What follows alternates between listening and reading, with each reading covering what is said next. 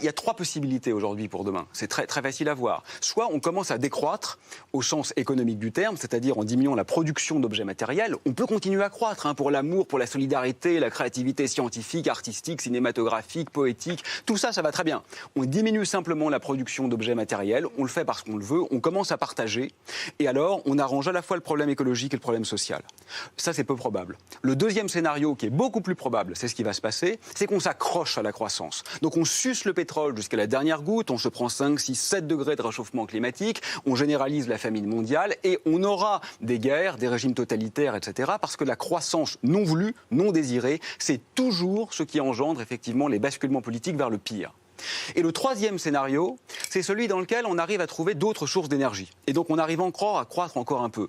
Mais ça ne va pas durer très longtemps. Parce que de toute façon, les lois de la physique sont ce qu'elles sont. Les faits sont têtus.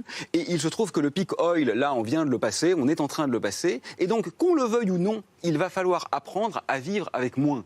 Et le problème, ce n'est pas seulement l'origine de l'énergie. C'est ce qu'on fait de l'énergie.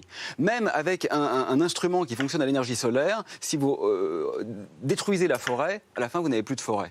Donc il y a vraiment, je trouve, une réappropriation à la fois symbolique et presque poétique du monde. Et là, effectivement, je rejoins ce que vous disiez, qui est absolument fondamental.